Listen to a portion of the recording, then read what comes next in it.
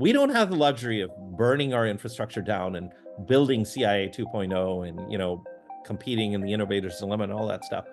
So this type of transformation has to be done, and it's also a cultural one. Welcome to Technovation. I'm your host, Peter High. My guest today is Nand Mulchandani.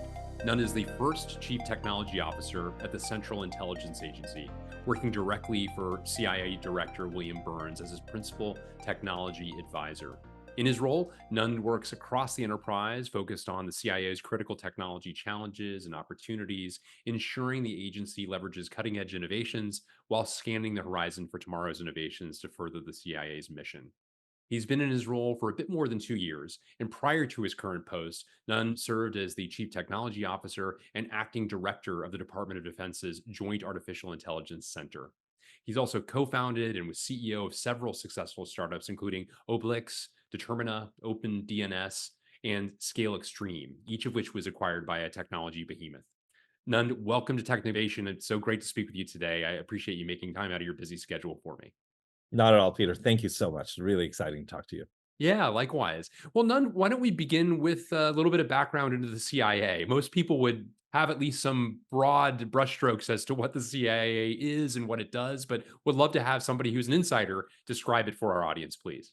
Yeah, absolutely. And what's funny is I didn't know a lot of the stuff I'm going to talk about here before I joined the CIA. I mean, normally one doesn't go to CIA.gov to just peruse what CIA does and looks at. But first and foremost is I think so. Let me go over a couple of things that I think are the biggest questions or parts of confusion that people have around the CIA. So first and foremost is we're a foreign intelligence agency, right? So unlike in the movies, we're not law enforcement. A lot of my friends sometimes are worried when they're like, run a red light or cross, the street illegally. They're like, with me, and it's like, are you going to arrest me? I'm just kidding. But yeah, no, we are a foreign intelligence agency, so that's number one. So our primary focus is obviously on foreign intelligence outside the United States.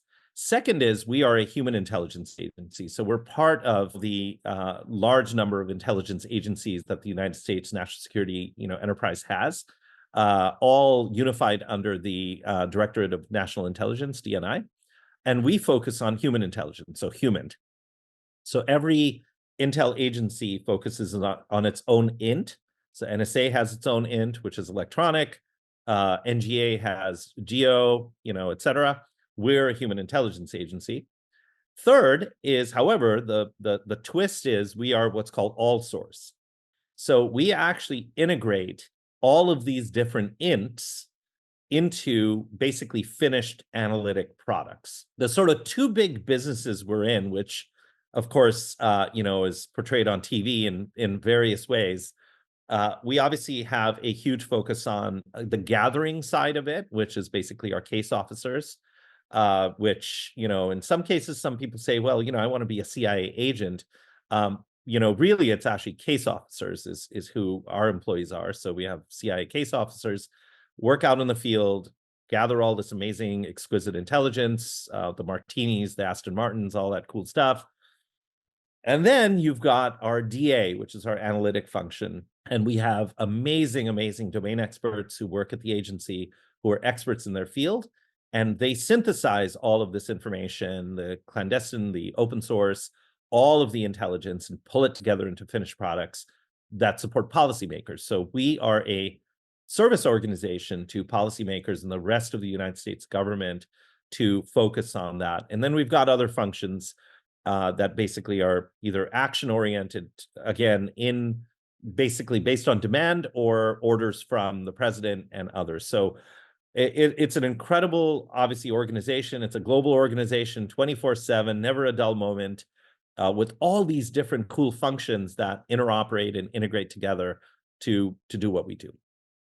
What a great overview. Thank you for that, Nund. And as even just hearing your description, human intelligence, analytics products, there's so much clearly that draws a connection to technology and innovation that you bring to bear, no doubt, in some really exciting ways. Moreover, the mission of the CIA is to leverage the power of information to keep the United States safe. So clearly, the sanctity of intelligence, information, analytics, et cetera, again, draws deep connections to what you and your team do. And I want to get into that. You are the Yeah. first ever, as I mentioned in the introduction, the first chief technology officer and the first technology leader to report directly to the director. Talk a bit about your role and what it says about this moment that this role was developed with such a large and prominent position within the overall structure. Yeah, no, absolutely. So let me start by saying that obviously, even though the CTO role is new, CIA is obviously famous and has done technology. We're 77 plus years old as an agency. We have deployed tech and used tech at scale for a long, long time. And obviously, we're very famous. If you ever get to check out the museum, there's artifacts of tech and everything. And we have amazing tech leaders across the agency that operate and deliver tech, every single day. So I wanted to make a shout out to my colleagues and everyone that, this is not I wish I could take credit for all the tech at the agency, but my role, I have a very specific role that is in a very specific complementary position. So really setting the stage for why this role and what it does and how I do it and everything goes back to, I think, Director Burns and the management team. So when Director Burns took over, there was sort of a business review at the agency that said, what is it? What are the new threats that we're confronting, and what is the role of the agency in supporting the national security enterprise in those? And no surprise, great power competition was kind of came up as the new sort of focus. And that had been rumbling through national security for a couple of years then in terms of the focus on China and other peer competitors as the sort of next threat there. And I think what was realized as part of this business function was that it was not only great power competition, but what was the heart of the competitive threat in terms of what the battlefield was going to be with, in this great power competition. There's obviously the kinetic aspect of it, which is obviously there always. But then there was this subtle thing of like the battlefield itself was an economic one. And at the heart of the economic competition, of course, is tech, right? The driver of economic productivity and change in the world has been technology over the past decades. And so the recognition that technology was this core big battlefield that had to be handled at an enterprise level was the clear sort of focus. So the actions from the director, and can't praise the boss enough, it was to basically quickly move to create what's called the China Mission Center.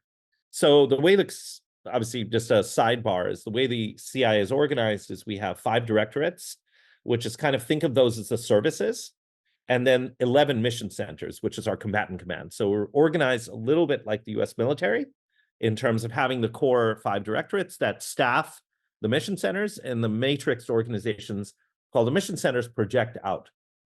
So we created the China Mission Center. Second one was the creation of what's called T2MC, which is headed up by Sheetal Patel, which is basically our technology and transnational mission center. So this was a recognition that we have a number of different cross-cutting global issues that impact the agency and the national security landscape. And that's the way we focus on that. And technology was a big one. And the third one to create the CTO role. Now, the CTO role, how it's different from and complements the other work that our technology leaders do inside is first and foremost is I don't work for a directorate or a mission center. I work for the agency. So I'm the C-suite enterprise representative to, make sure that the enterprise is being taken care of and focused on sort of what I call basically horizontal scaling versus vertical scaling. So a lot of our tech leaders focus on specific folks. So we have something called the Directorate of Science and Technology, which is think of that as our Q function supporting operational tech. We've got DDI, which is headed up by Julianne Galina, and that's focused on digital tech, enterprise, apps, data, anything kind of software and scaled. And then we've got obviously tech that happens in the other directorates, the DO, the DA, and then DS, which is Director of Support, Director of Operations, Director of Analytics. So we've got tech across all those, but everyone's really focused on their area. My job is to look at a bird's eye view of everything going on and to bring scale, leverage, and focus. So that's one dimension that I differ on is horizontal versus vertical. The second is we as an agency are, I don't want to call it a crisis-driven organization, but we are there's a tagline on one of our walls, which I just love seeing every time I read it. It just brings a chill to me is, we're the nation's first line of defense. So CIA is pulled in and has to be prepared to deal with. We're typically the first ones thrown into a war zone if there's a crisis, et cetera. And we need to be prepared to act and deal with that crisis when it occurs. And it's amazing seeing our officers and our teams jumping on these. It's just awe-inspiring to see how our organization deals with it. But what comes with that is that we are always executing in crisis mode, right? So we're dealing with crisis after crisis, and we sometimes don't get the luxury of sitting back and building kind of scale and patterns out of what we've done. And that's the function of the enterprise focus, is to say, wow, we've done this 8 times in a row. How about we did it this way and then delivered it sort of in a canonical fashion. And then the third one, which is the fun part of the job, is instead of thinking about what's happening today or tomorrow, it's really focused on what's happening a year from now, 2 years, 5 years, and beyond. And so those are the three dimensions that my role is different. And then, of course, the last one, which is my role is more, I would say, a little more biased towards external than internal. And as a spy agency, I will say culturally, we have not been one, especially with the tech industry, engaged as deeply as we needed to be or tried to be. And I think that's one of the big changes that, has been on my docket, is to really focus on how we lean into the tech industry, how we integrate and talk to the tech industry, how we're present with the tech industry, the trends, the people.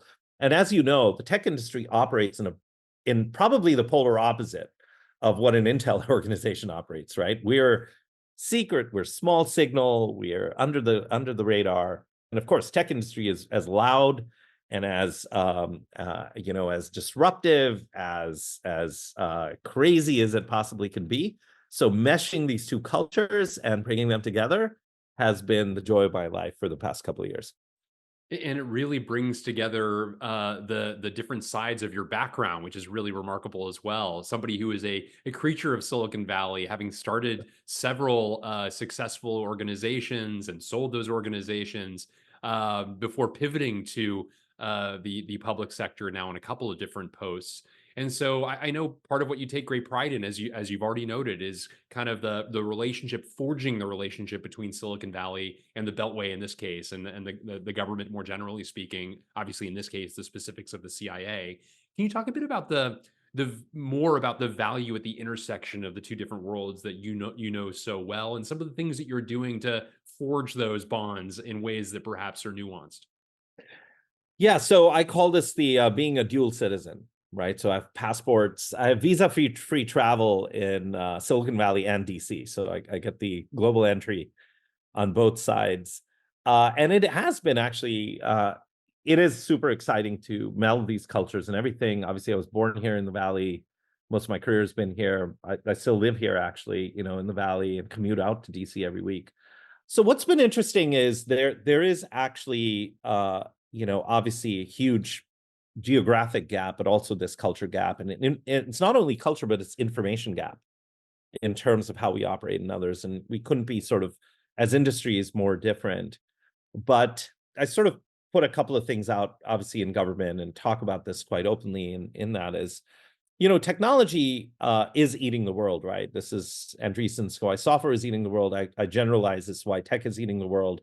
I talk about the fact that when you analyze, market leading or category killing companies in any vertical, and this is something that you obviously do a lot, Peter, in your work and writing and everything, is how does technology at the core of a business get you that edge and let you be a category killing company?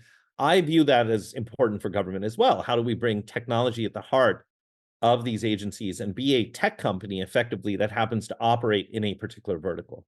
Now, that may be taking it too far, but I think that essence of leveraging technology, thinking like technology companies, having the pressures and competition and competitive spirit that we bring to the tech industry, how do we bring all that into government? But At the same time, as I've learned, a lot of my career was on the sell side of technology. And it's too easy sometimes to throw out the tropes of government needs to act like a startup and blah, blah, blah. And that couldn't be farther from the truth, because buy side and sell side technology dynamics are very different. And understanding how to buy and deploy technology where you are not a tech startup and or a tech company that builds products and delivers them to consumers is different. We obviously have product offerings that we do as an agency. We have to deliver those services in a very efficient, awesome manner, and wielding tech the right way and being a sharp buyer, a sharp consumer, and a incredibly smart, organization that knows how to lever technology the right way, to me, has been the heart of my message to government over the past 5 years.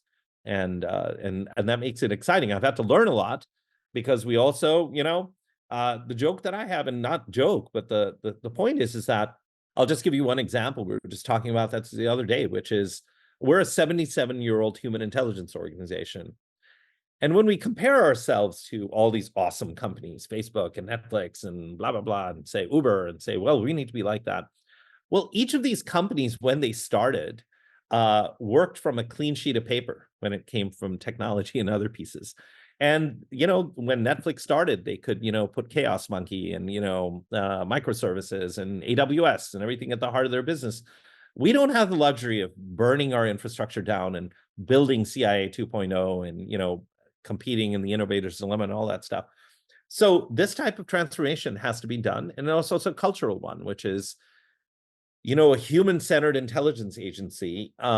We get tech wielded against us every single day in the field, right? Our case officers are amazing, amazing operators who are operated out in the field every day. And we talk about this publicly, how ubiquitous technical surveillance and AI and other tech is deployed against us every day. We deploy that too, offensively, against our competitors. But tech is something that is tricky for us. And getting us culturally attuned to the operating values of Valley, which have been scale and leverage. And scale is kind of an interesting word in an Intel organization, because scale generates signal, and signal is bad. And so again, melding these concepts, pulling this together, again, has been kind of the message and the challenge and the work.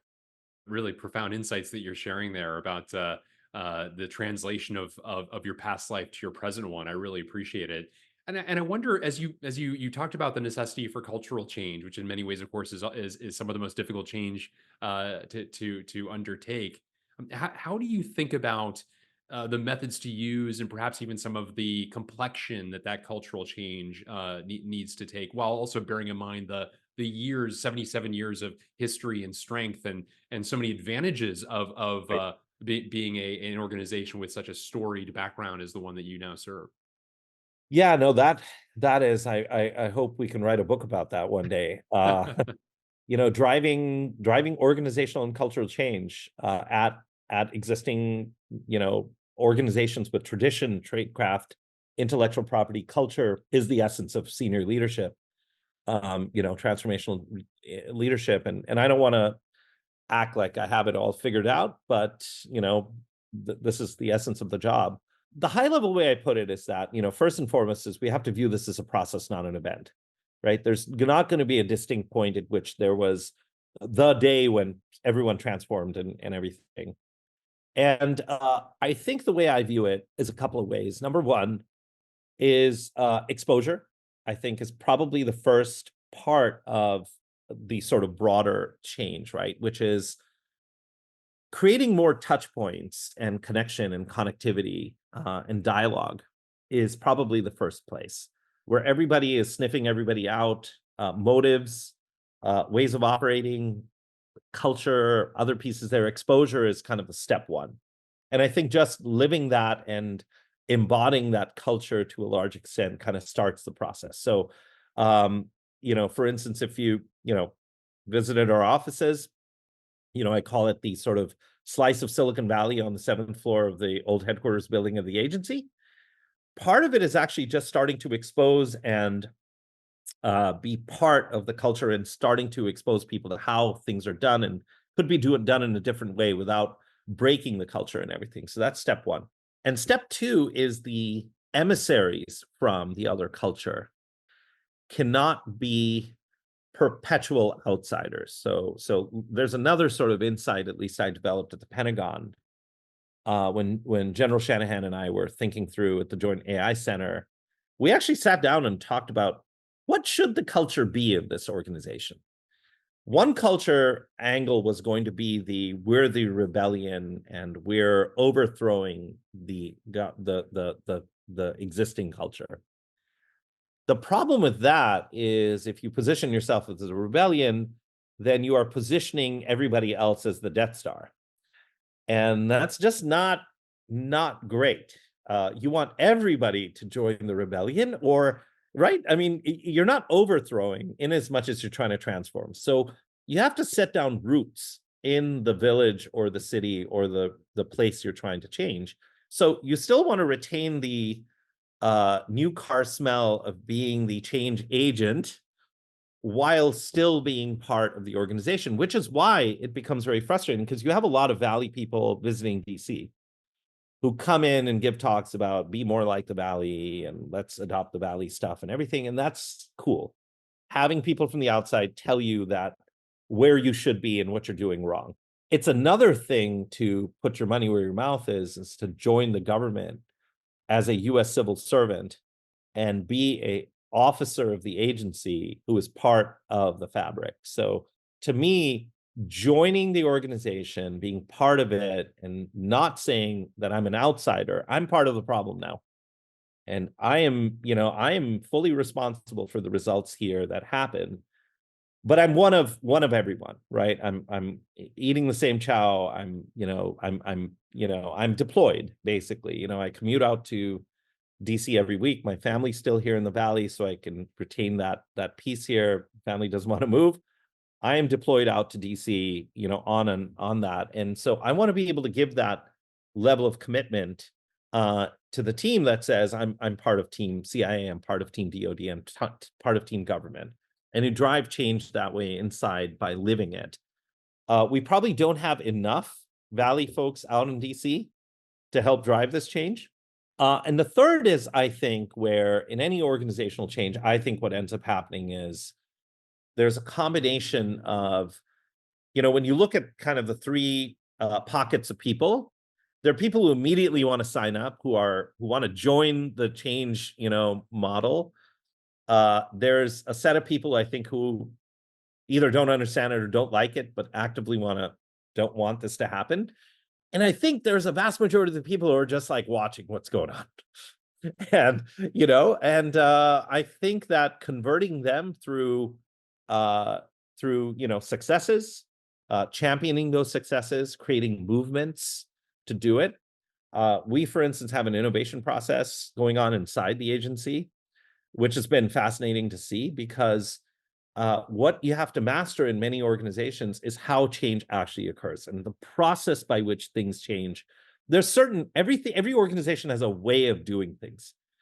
And if you come in and try to push change too hard in ways that the organization doesn't understand, I think you fall flat on your face, or the antibodies come out and reject it. And I think one thing we've done, hopefully very well at the CTO office, is to find that method by which that occurs and bring everyone along so that everyone feels they have skin in the game and are part of that movement. And it's fascinating to see that happening. And we'll be hopefully releasing and talking more about this process and what's happening there. But it's been fantastic. I mean, it's an organization that does know change, does know how to move fast, and in this case, everyone's leaning in and really supporting this. Yeah, very interesting. Great nuances there. Cultural change is a process, not an event, and the respect for the legacy culture, even as you're trying to change it, I think are really important concepts and principles to bear in mind in the sort of change that you're seeking there. I appreciate you sharing those. I wanted to ask you a bit more about the kinds of technologies that are the most important to the agency as you kind of think about the present and the future, and as you think about the ecosystem you're building with the likes of Silicon Valley investors and entrepreneurs, among other tech stars that you bring into the ecosystem. What are some of the areas that you're most excited about? First is that, as you said, what are the areas we're excited about? The answer is everything. So one thing that makes this job so cool, but also incredibly daunting, and I think this is all of our tech leaders at the agency, and again, representing all of my colleagues and everyone who does tech at the agency, what makes us unique is that the size, scope, and scale of the technology that we deploy and use is breathtaking. Most companies in other businesses concentrate and focus on specific verticals, whether you're in utilities or finance or logistics or transportation, whatever it is you do. There's software, there's hardware, there's things, but the scope is narrowly focused on the types of products that you deliver. Our product is just infinitely large, right? We operate out in the physical world. We, gather intelligence through every means possible. We get all kinds of stuff coming in. So it's a breathtaking collection of hardware, software, old school tech, new tech, all the way from, as one of our other tech leaders publicly used to say, all the way from lipstick to satellites. I call it, from shoe phones to internet scale software, whatever it is you want to say. The span of tech is incredibly broad. So we kind of there are three areas of tech that I break up our tech work at the agency into three big areas. One is operational tech, which is all the stuff we see in the movies and the queue function and martinis and Aston Martins and all kinds of excellent stuff. That's very bespoke, very specific, very op centered. And we build a lot of that because there's no easy store for spy software, right? We just can't go to the local Walmart and just pick that up. We have to build it, or we buy specific stuff commercially, we modify it, we integrate it, we do it. Then there's digital tech to a large extent, a lot of it commercial, and we're trying to do more and more of it commercial because decades ago there was stuff that we did, which now we can just consume from the outside, which is where we're leaning into what we call commercial first. We obviously have insane security requirements. There's incredibly classified data that goes into these systems, so they need to be on the high side, et cetera. We also actually build a lot of tech because, again, we can't readily go out and buy systems. And our competitive edge in many cases is the insight and tradecraft that we apply to bringing to those digital systems that are not available commercially. So we do build a lot of stuff. There's a lot of data analytics, AI, et cetera, that we do that's custom built for the human intelligence area focus. And then there's a third area, which is what we call tech as an intelligence target, which is really the core pivot that we've made over the past couple of years is in response to policymakers wanting to focus on this tech battlefield. We, the agency, had to all of a sudden become tech fluent in terms of our case officers and our, basically everybody at the agency to take on this multi-trillion-dollar market and support policymakers through analytic functions and collection in this industry, which we had done before, obviously at scale, but in a highly scaled function, very, very deep. So when you look at the 5G work that the U.S. government has done, what we've done in the CHIPS Act and semiconductors, what's happening in AI, what's happening in crypto, et cetera, every single one of these policymakers' work was supported by CIA analytic work and, of course, collection.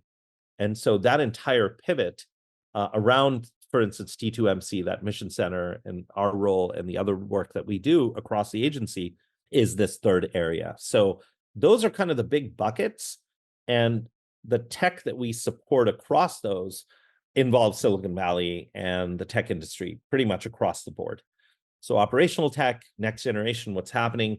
And by the way, it's not only software and hardware. It's I have another, when I give talks about this, when you look at every emerging tech area, whether it be space, whether it be biotech, whether it be fusion, whether it be next generation energy, you look at it, quantum, you look at crypto, you look at, whatever it is, every single one of those emerging tech areas, CIA has both a core focus on it as an intelligence target, as understanding it, but also using it.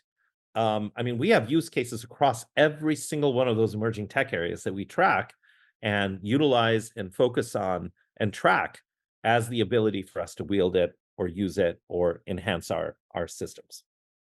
So it's a massive, insane job.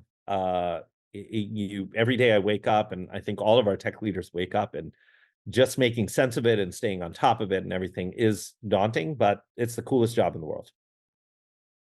And what led to the pivot? So roughly in 2020, you and I'm sure with many seeds prior to that, degrees that you undertook and other exposure that you had through the businesses that you started, some of which had government sector clients. What led to the inspiration to go from Silicon Valley to at first to DoD and now it's CIA? When did that become an attractive career option for you?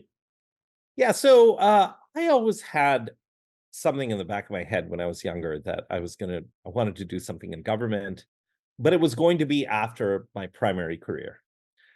And I was lucky when, my fourth company got acquired and kind of had a midlife crisis, went back to grad school, and then started thinking about government public service. As the child of immigrants, there's always this aspect. It's very prestigious and I think very exciting to be able to be part of the national government, to contribute back to the country through community service, through public service.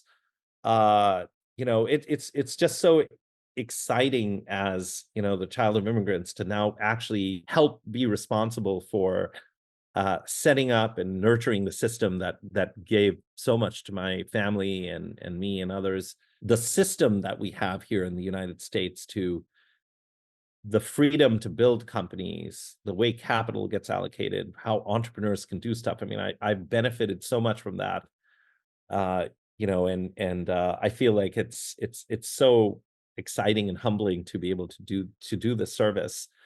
So I've been excited about this for a long time. How I ended up at the agency, just like my whole career I've talked about, is just it was random to some extent, where I ended up meeting General Shanahan, who was setting up the Jake. I was thinking of a run for office that didn't work out. And so the backup plan, just through an introduction by a classmate, we ended up meeting for 30 minutes at the Pentagon. He said he was setting up this AI thing, needed people from Silicon Valley. I was unemployed and available at that time, and it was just one thing led to another. And then, as the Monty Python thing goes, one doesn't expect a call from the CIA. Uh, they did call. I was in the list of some, list of people to call for this job, the CTO job that the agency and Director Burns decided was part of the pivot to tech. And yeah, so it just all kind of came together, just as things do in life.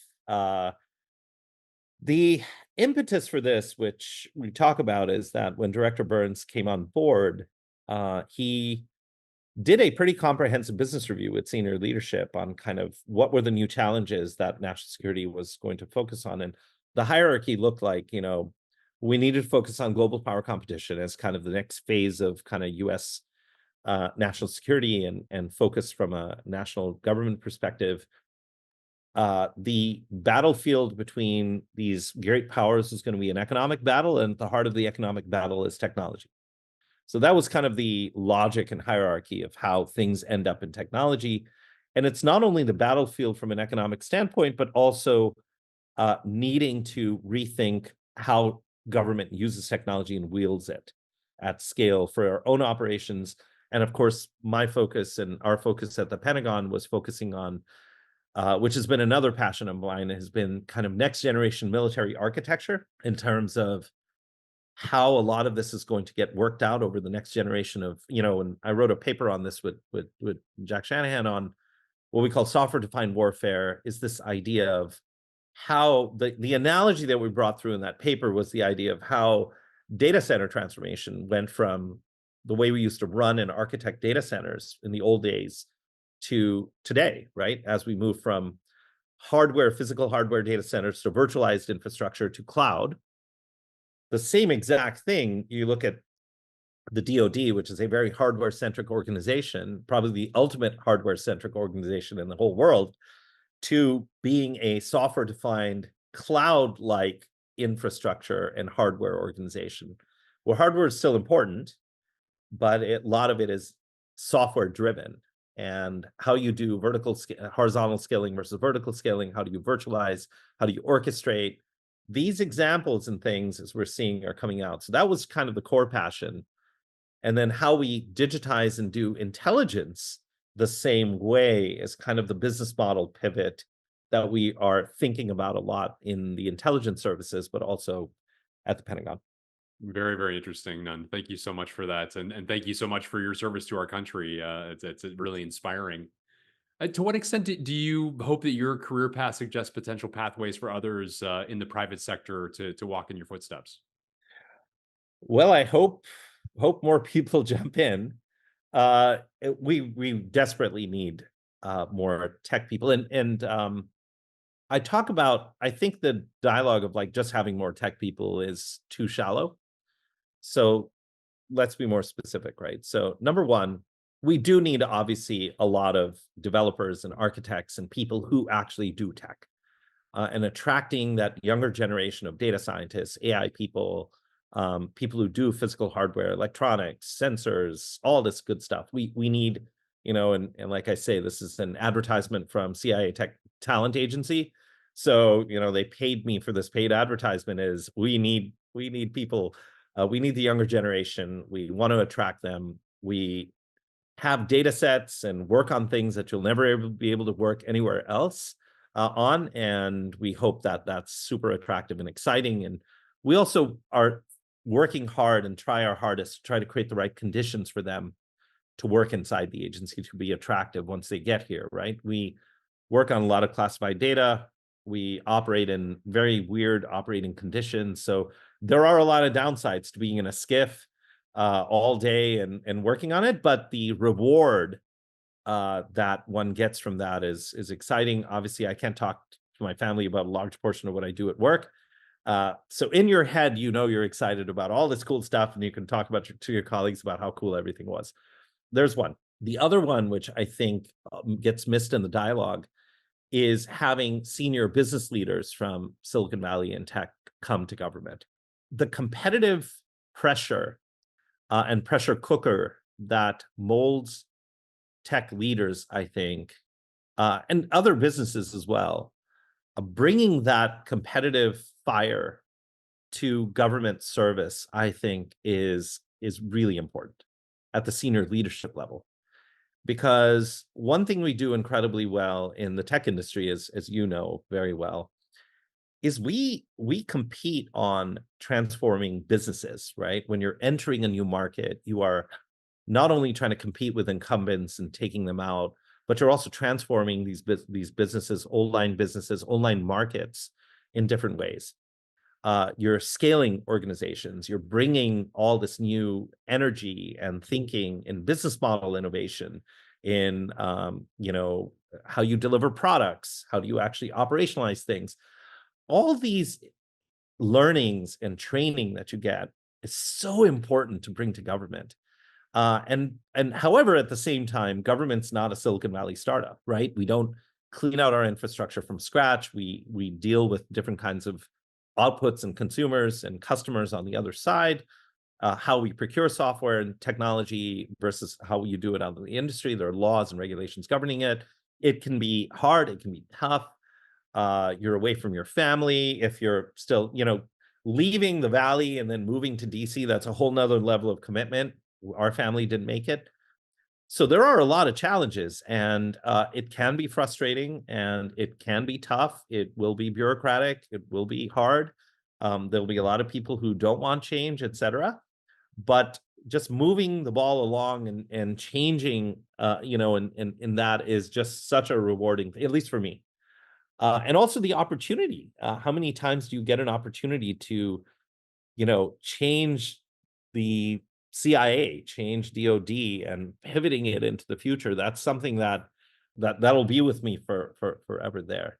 Inspiring words, None. Thank you so much. Well, I wanted to ask you before I let you go, as somebody who clearly learns a lot from your broader ecosystem. Clearly, you also spend a lot of time as someone who is so evidently curious and seeking the ideas that will take you and your organization to the future. What are the sorts of things that you read, listen to, watch that you would particularly recommend to others? So I break it up into kind of three categories, right? One is just stuff that I deal with on a regular basis as part of my job or other things. So the latest one that just hot off the press, obviously, is this one. I'll even pull it up, see if we can see, is David Sanger's New Cold Wars. David was one of my professors at the Kennedy School. Amazing, amazing, obviously, writer. He used to write our homework assignments, so having David Sanger write your homework assignments was just a privilege and amazing. He's just such incredible, pulling together all the stuff that's happening over the past couple of years and distilling it down into this book. Um, Another one that's a perpetual favorite is Spies, Lies, and Algorithms by Amy Siegert from Stanford. She's just an amazing thinker. Uh, I recommend that book heavily to folks who want to learn about about CIA and NSA and other intel organizations. It's just a great book. Have my son and kids reading it. And actually, on a completely different tangent, with the younger, with my kids now, just starting to get them familiar with some of the books that I grew up on. And I'm actually rereading the Foundation series by Isaac Asimov. And that was actually the first set of books that I remember reading that got me into science fiction and tech and everything. And actually, what's cool about it, and I'm not doing this on purpose to sort of tie it together, but the way it's is the laws of robotics that Asimov came up with, and in the middle of all this, AI policy discussions, it's so funny to go see what he wrote back in, I think, the '60s around robotics and the three laws of robotics and the hierarchy, and then building an entire universe around those robotics principles. Um, that's a good point. I actually should be recommending this to Hill staffers and Congress to go reread that. Whoever's regulating AI right now from a policymaker perspective is reread that stuff and just see kind of what the thinking was and whether it's actually we should just go with the three laws of robotics and just have AI regulation be those three codified by Asimov in law. Not that I'm making any policy recommendations. That just occurred to me. That would be kind of fun and interesting. Yeah, as one Um, was certainly very prescient. yeah, and last one actually, not that you wanted 4 or 5 of these, but a shout out to my dear friend Brad Boyd, who was a colonel at the DoD and worked with me at the Jake. He's now at the Hoover Institution at Stanford. He's starting to think about this thing called the future of decision making in terms of rethinking the Napoleonic structure of how commanders basically made decisions through the staff model, right? That Napoleon created to run militaries and staff the commander. And he has this new thesis of kind of when you think of next generation military architecture, right? So all this AI enabled software defined warfare stuff, let's say it happened, that is your infrastructure and hardware. But if you're applying older decision making models on top of this brand new spanking infrastructure, are those incongruent? Like, how does that work? And so he's rethinking this whole idea of what are the new models of decision making that we have to start doing in intelligence and military to match this newer technologies and infrastructure, and how tech itself will enable that. So he's been bringing up these really good examples. So, for instance, Ender's Game is another one where it's a model of warfighting and managing militaries that's like completely different than the way we've been thinking about it, right? It was a video game model that was connected to, this hardware that's out there light years away, and these kids are controlling it. So these are great examples of books where it's like bringing those parallels in and starting to think about how these models work. I think is a really cool one. So, anyways, these are all hopefully these were fun ones. Uh, Indeed, a diverse set of recommendations representative of a diverse intellectual diet, clearly none that you have. and well, thank and you. and representative also of the diverse sectors and parts of business in which you've been so influential. I really appreciate you taking a little time with me, Nand, today and sharing a bit of your perspectives, representative of that broad sweep of industries that you've been influential on now in the government sector and more specifically the CIA. Again, thank you so much for the great work that you and your team do. And thank you also for taking a little time with me today. I'm very grateful for it. Thank you, Peter. And obviously, congrats on your book as well. Meaning to mention that, but no, thank you so much. This has been really wonderful.